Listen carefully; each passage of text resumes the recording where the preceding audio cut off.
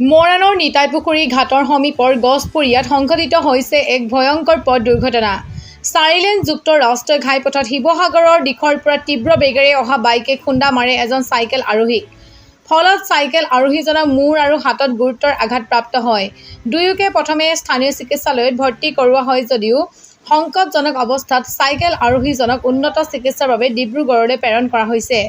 শিৱসাগৰৰ ফালৰ পৰা ডিব্ৰুগড় অভিমুখে তীব্ৰ বেগেৰে গৈ আছে AS04AL 2097 নম্বৰৰ এখন ক'লা ৰঙৰ KTM ডিউক বাইক। সেই সময়তে মৰাণৰ গছপুৰীয়াৰ 4-লেনযুক্ত ঘাইপথ পাৰ হ'বলৈ লওঁতেই চাইকেল আৰোহীজনক প্ৰচণ্ড জোৰেৰে খুন্দা মাৰে তীব্ৰবেগী বাইকখনে।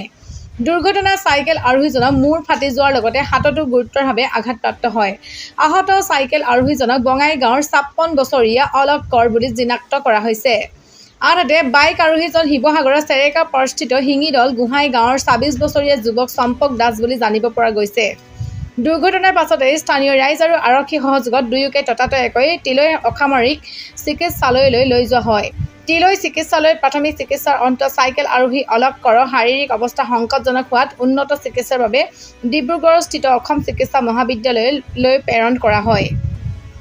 হাইৰোড 2 নম্বৰ পাৰ আহোঁতে গালে দুটা বাইক দেখি পালোঁ, গুচি গ'ল। তাৰপিছত বাইক নাই, আমাৰ আকৌ পাৰ হ'বলৈ লৈ আহোঁতে বগা দাগিটো পাৰ হৈ যাওঁতে তাৰপিছত পিছফালে চকাত লগাই দিলে। তাৰপিছত বুঢ়াটো মূৰটো ফালিলে।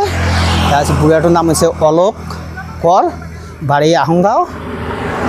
আৰু বাইকখন পিছফালে চকাত লগাই একদম চুচৰি গ'ল। বুঢ়াটো তিলৈ মেডিকেল লৈ যোৱা হ'ল। তিলৈ মেডিকেল গৈ মেলি আকৌ ড্ৰেছিং টেচিং কৰি আকৌ ডিব্ৰুগড় পঠাই দিলে পুলিচ কেজেলে। কি আছিল ঘটনাত? ঘটনাটো একোৱেই নাই, মানে এনেই বাইক লগাই দিছে আৰু পিছফালে চকাত।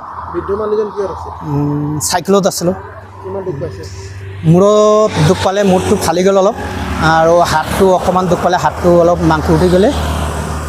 অৱস্থা কেনেকুৱা এতিয়া? অৱস্থা অকণমান ঠিক নহয় আৰু এতিয়া ডিব্ৰুগড় মেডিকেল লৈ গ'লে। ঠাইডোখৰ নাম কি? ঠাইডোখৰ নাম গছপুৰীয়া নিতাইপুখুৰী হাট। এইডোখৰত হৈ থাকে নেকি দুৰ্ঘটনা? এইডোখৰত ইমান নহয়, নাই শুনা, ইমান দিন অহা যোৱা কৰি আছোঁ।